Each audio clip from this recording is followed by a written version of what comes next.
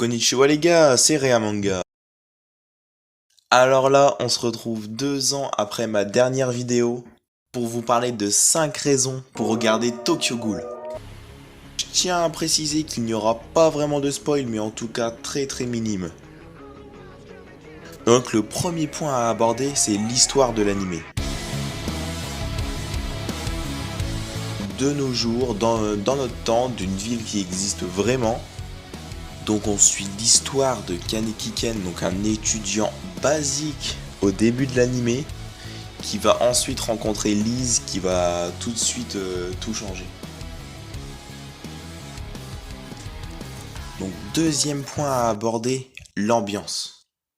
C'est une ambiance assez sombre, c'est quand même un anime assez trash où il y a des gens qui se font découper et tout quoi.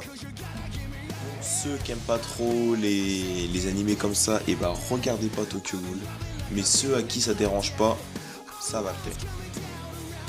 Je vais parler des idéaux du personnage principal. Si vous voulez vous lancer dans Tokyo Ghoul en regardant cette vidéo, je pense que vous n'êtes pas sans savoir que des ghouls pour survivre doivent bouffer des humains. Et les idéaux de Ken, c'est de ne pas en manger. Pour une ghoul, c'est vraiment un gros défi. Donc on suit quand même son défi dans toute l'histoire de l'anime. Le quatrième point à aborder, c'est les épisodes. Sur cette vidéo, je vais vous parler des 2 premières saisons, les 2 dernières, je vous en parlerai dans une autre vidéo.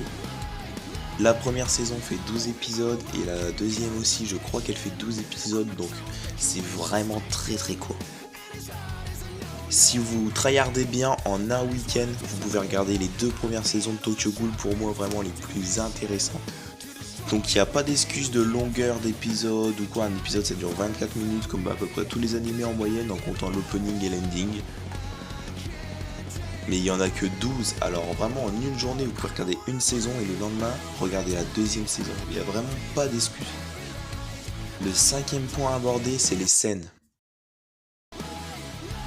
Il y a vraiment des belles scènes de combat avec des belles animations.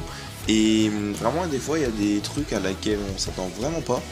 Et c'est ça qui est super intéressant dans Tokyo Ghoul, c'est qu'on sait jamais vraiment à quoi s'attendre comme dans certains autres animés. Souvent ça se passe dans des décors assez beaux, bien faits et je vous en dis pas plus. Donc un petit bonus pour vous dire que Tokyo Ghoul est disponible partout sur toutes les plateformes de streaming, je crois qu'il est peut-être sur Netflix. Enfin c'est vraiment sur tous les sites de streaming où il est disponible, vous pouvez le trouver partout. Je vous mettrai un petit lien en description pour aller regarder Tokyo Ghoul.